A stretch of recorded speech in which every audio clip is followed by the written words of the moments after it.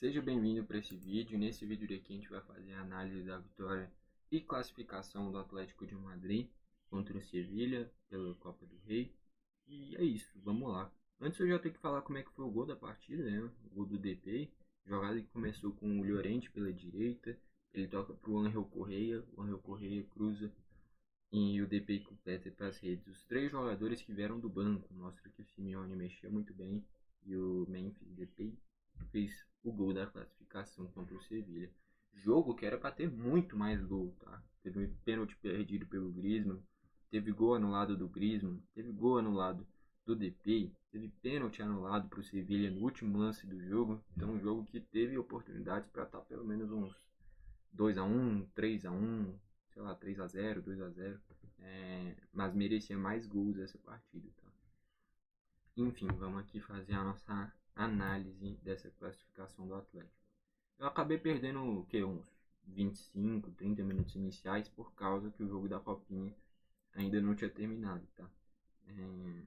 Então, dentre esses momentos tem o pênalti do Griezmann, que ele escorrega e finaliza para fora, mas eu fui atrás dos principais lances desse início do primeiro tempo para não deixar passar nada, tá?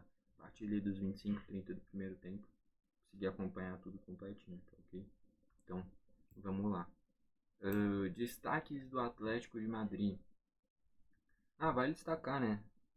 Eu tô sempre postando os nossos vídeos lá no Spotify também, tá? Então, quem quiser assistir, só que sem assistir, só ouvir, o link tá ali embaixo, tá? Então, é isso, o link do nosso canal, só ir lá procurar, vai estar lá postado também. Destaques do Atlético. Essa defesa, cara, eu gostei muito do Hermoso, tá? O Hermoso vem crescendo muito, o jogador foi uma excepcional contratação, um jogador que era do Espanhol, né, se eu não me engano. Veio como promessa e hoje é um dos principais zagueiros, não só do Atlético, mas como do futebol espanhol no geral. Um zagueiro que sabe sair jogando muito bem. Tanto é que o Samuel Lino, ele é atacante, né, só que joga nessa ala esquerda. Então, em determinados momentos, quando ele puxa mais para o ataque, tem todo esse lado esquerdo para o Hermoso avançar e sempre consegue corresponder com bons passes. Não é um cara que, sei lá, tem muito zagueiro que chega ali e só dá um balão. Ele não, ele sabe sair jogando, tem bom passe e marca muito bem, né? Na reta final, deu um cruzamento que ele dá de peito assim pro Oblak, que mostra a tranquilidade e a qualidade que ele tem. E dessa linha de defesa, o grande destaque ali é o Hermoso. No meio de campo, cara, eu gosto demais do Depou.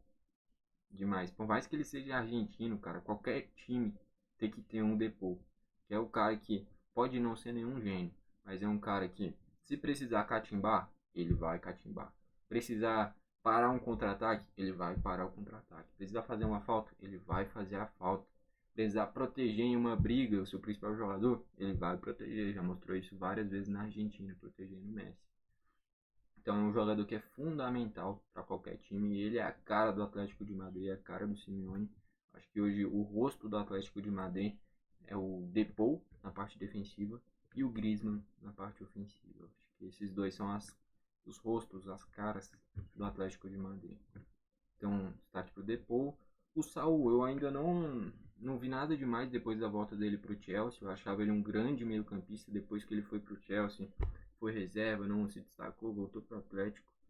Hoje se mostra, na minha visão, um jogador mediano e substituível, tá? Antigamente ele era a peça principal desse time, se eu não me engano chegou até a fazer gol em final de Champions. Foi ele ou foi o Carrasco na época, não lembro, mas eu acho que ele chegou a fazer. E hoje o Saul Niñas é apenas uma peça que completa esse time, não é mais uma peça principal como hoje, por exemplo, é um Depou, um Samuel Lino, hoje é um dos principais jogadores desse time do Atlético e fez mais uma boa partida com grandes jogadas, enfim. E no ataque, o Morata sumido, não participou muito do jogo, e o Griezmann, cara, o Griezmann teve a oportunidade ali de perder um pênalti, ia fazendo um gol de voleio, que a bola passa por isso daqui do gol, quase raspa ali no travessão, e ainda tem um gol anulado por questão de centímetros. Ele estava um pouquinho mais atrás depois da escorada do Morata, ele fazia o gol e não era anulado. Mas enfim, o Griezmann muito participativo, só que na hora de levar um 10, escorregou no pênalti. A finalização subiu um pouquinho mais, teve um gol anulado por centímetros, Só aí era um hat-trick se ele tivesse um pouquinho mais atento no jogo. A da finalização para fora nem tanto, mas se tivesse um pouquinho mais de sorte, ele tinha entrado e era talvez até Puskas, porque ia ser um golaço. E aí entra o DPI, entra e faz o gol, entra o Correia, entra e dá assistência, entra o Llorente, é quem começa a jogada do gol, e entra o Pablo Barrios, que é quem faz o pênalti anulado no último lance do jogo, mas ele toca só na bola e até por isso foi anulado o pênalti, né? Enfim, é isso. Destaques do Sevilha, o Sérgio Ramos eu diria que deve ter sido o cara que mais finalizou no Sevilha. Eu lembro claramente de pelo menos 3 chutes dele. Para um zagueiro, esse é um número absurdo. E esse time do Sevilha, cara, é meio bagunçado, dá para perceber claramente. Joga com 3 zagueiros justamente para o Sérgio Ramos ter essa liberdade. Então é um esquema que é montado para o seu zagueiro ser a principal arma ofensiva. Vê se isso faz sentido.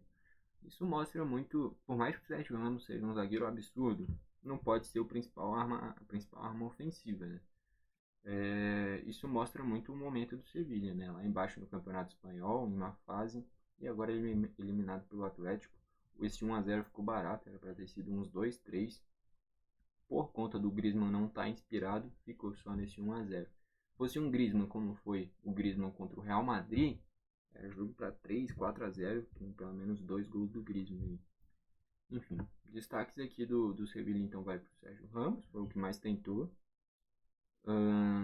E só, ninguém mais se destacou desse time titular. Entrou o Rafa Mir, o Rakitic, o Lamela. O Lamela é quem sofreu o pênalti.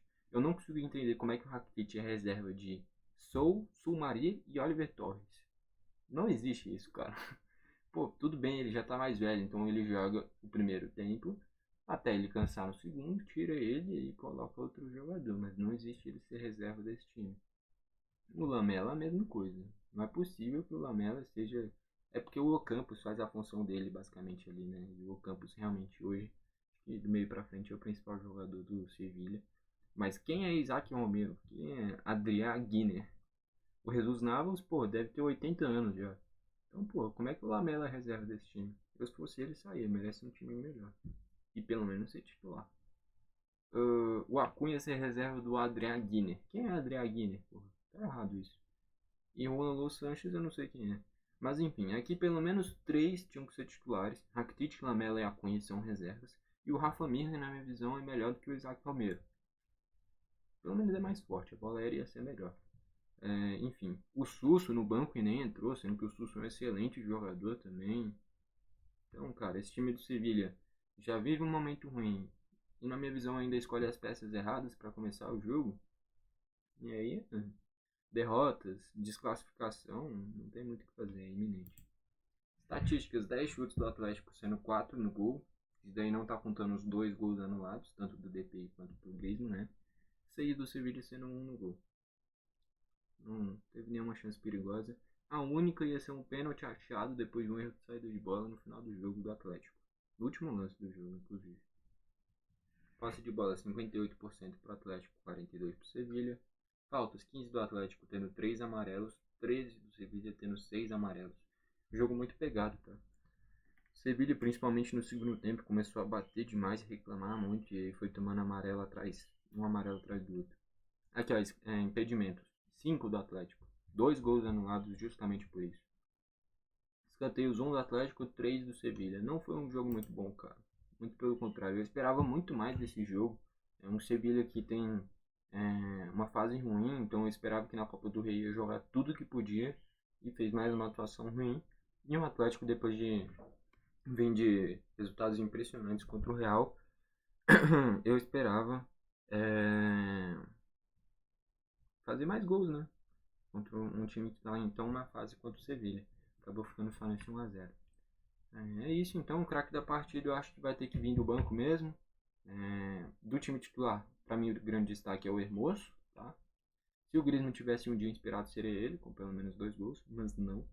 Então o destaque principal do time titular é o Hermoso, e dos que entraram o DP e o Correia principalmente. Vai o destaque da partida, o craque do jogo, pro Memphis Depay, tá? Se ele não faz o gol, tava no 0-0, tava na prorrogação, tudo podia acontecer. Então, quem decidiu o jogo foi o Depay. Então, pra mim, Depay, chama como quiser. Eu acho que Depay da forma correta. Então, para mim, o craque da partida é o Memphis Depay, mas se fosse o Angel Correa ou o Hermoso, principalmente o Hermoso, estaria bem representado também, tá? Então, para mim, o craque da partida é o Memphis Depay. Espero que tenha gostado do vídeo. Se gostou, deixa o seu like. Se não gostou, deixa o dislike. Comenta aqui embaixo para você quem foi o craque do jogo. Foi esse o vídeo. Valeu e falou.